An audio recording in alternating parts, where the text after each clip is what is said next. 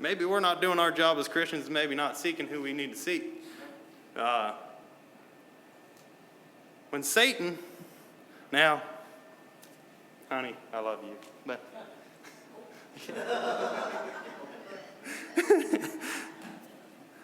I read once a caption that said, Satan trembles when he hears my feet hit the ground, right? Sometimes I tremble when I hear my wife's feet hit the ground. But, if we're waking up every morning, we're not doing God's will, we're not looking at his word, seeing what he wants for us, Satan doesn't care about us. He's winning. He's winning if God's not winning. So every morning you wake up and you have no pressure from Satan, no mental warfare at all, you better get to looking at your life, because, and this is my personal feelings and thoughts, but I hope I'm on. If he's not fighting you, you're not fighting for God. And I maybe could look long enough in the Bible to find a scripture that says that, but I think it's surely in there somewhere. Now, this battle and warfare that we fight in is not physical at all. I mean, sure, some people may struggle with some physical things, but it's all up here. It's all in our head. And in 2 Corinthians 10:4, for the weapons of our warfare are not carnal, but are mighty in God for pulling down strongholds. I love that verse.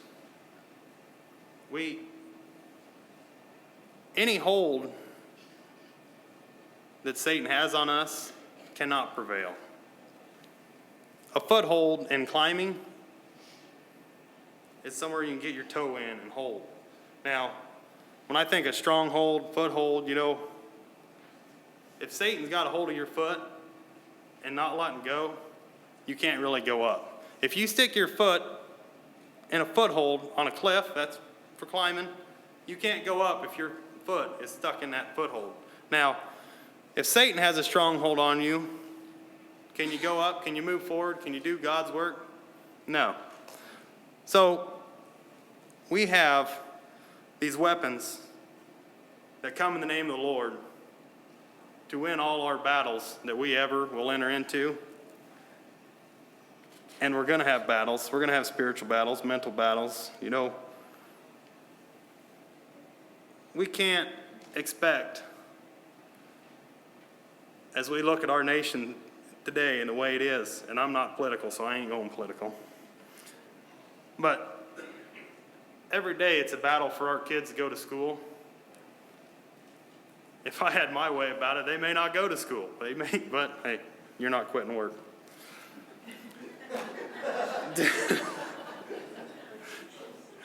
You know what I mean? They are in a battle every day of their life against what the Bible tells us and what the government tells us. We are. But when I seen Jaron quoting the scriptures, or not the scriptures, the books of the Bible, that makes me warm inside. It's putting in his heart, and he's storing that. If we don't instill the Bible in them, in our kids, nobody's going to. I'll guarantee you the school district isn't, the government isn't. It's up to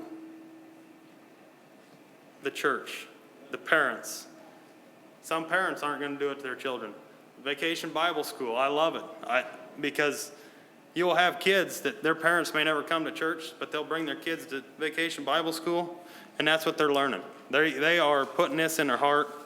They're going on. The good news of this whole story, we have victory. Our chains are gone. I've been set free. Isn't that cool? We are not held back. We shouldn't be held back. We are. Is this thing picking me up too? I get really loud a few times. Where's the yelling section? I'll stay out of that one. But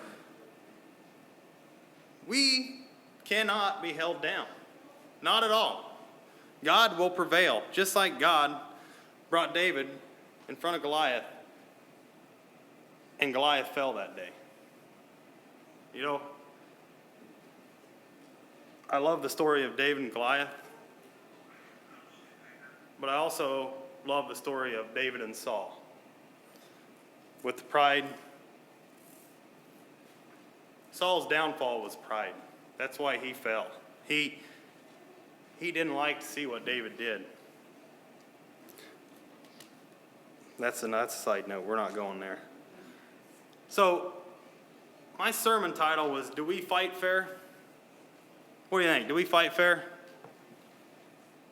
The answer is no, in my opinion. And that's what matters. Just kidding.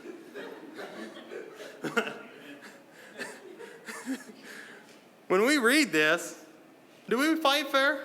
No, we don't fight fair at all, because we can go up against any army with a few stones and a few sticks, as long as God is on our side. If God isn't on our side, then you better get scrappy. You put God on your side, we don't fight fair. We're going to win. We are the victor. We don't lose. Now, I think a lot of times we'll stand up to that giant in our life, our mental giant, our spiritual battle, that giant. We may possibly knock him down. But then, can we leave it at that at times? Do we just say, well, look there, I'm good? But do we ever put that finishing blow to him? Do we pick up the sword? Do we take that giant's head off and leave it? Because I'm telling you, if we don't do that finishing blow, we've never really won that battle. We may have won the battle, but we didn't win the war on that particular battle. Now,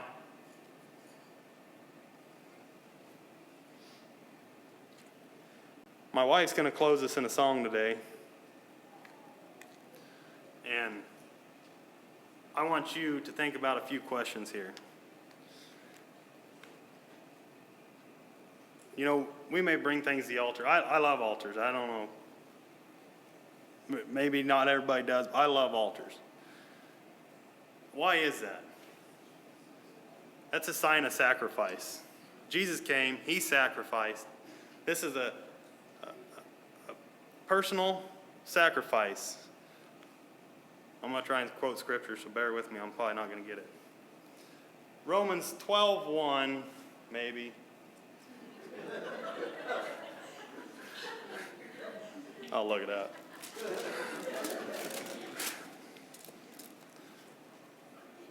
Yeah, look there. I beseech you, therefore, brethren, by the mercies of God, that you present your bodies a living sacrifice, holy and acceptable to God, which is your reasonable service. Now, I'd have missed a lot of words. Living sacrifice, submission. We come to this altar showing sacrifice. We bring our issues to the altar. Do we leave them at the altar? Or when we get done praying at the altar, do we step up, maybe take a step back, and then say, well, why don't you come with me? I'm going to take you with me. Just a little bit longer. Now, I know that going to the altar one time may not take away all your problems. I mean, it's going to be an ongoing battle. But we got to know the strength isn't in this piece of wood. The strength isn't in, you know, your altar may be somewhere completely different. I love what these represent, but everybody's personal to the moment. Me, I like the outdoors. I feel closest to God outdoors. That's when I probably get my best spiritual time. Now, but we can't pick up whatever we're battling with at the altar and walk back. We got to leave it there. We got to trust in God that God will be the one that actually puts a final blow on our battle. We won't do it. God will finish our battles if we allow him to. But if we let him hold us back and have a stronghold on us, we will never win a battle, ever. Not completely win it, cut the head off, be done with it. So I'm going to invite my wife up to come up and close us in prayer, or not prayer, sorry, a song. And I would invite you to come to the altars and pray about it. And I'd be more than willing to pray with you. But when you come up here with the confidence that David had against Goliath. Don't come up here thinking, oh, I'm going to go down there and maybe he'll do it, maybe he won't. Come up here with the confidence that when you walk and stand up, you stand up with confidence and have victory. Let it be gone. Don't hold on to it. Get rid of it. You're on.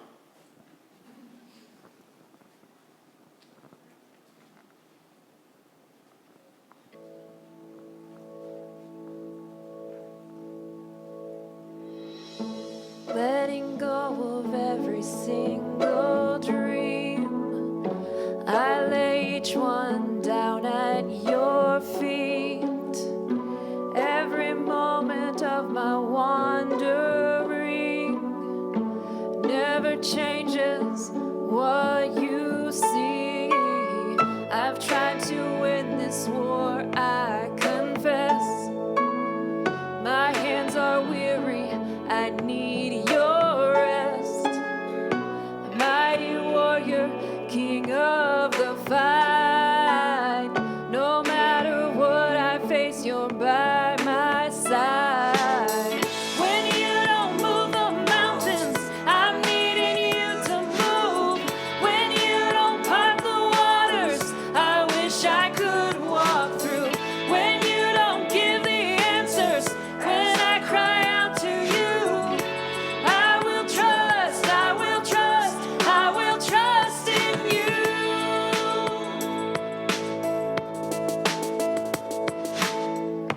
Truth is, you know what tomorrow brings. There's not a day ahead you have not seen. So in all things, in life and death, want you, Lord, and nothing less. When you don't move the mountains, I'm needing you to move. When you don't part the waters, I wish I could walk through. When you don't give the answers as I cry out to you,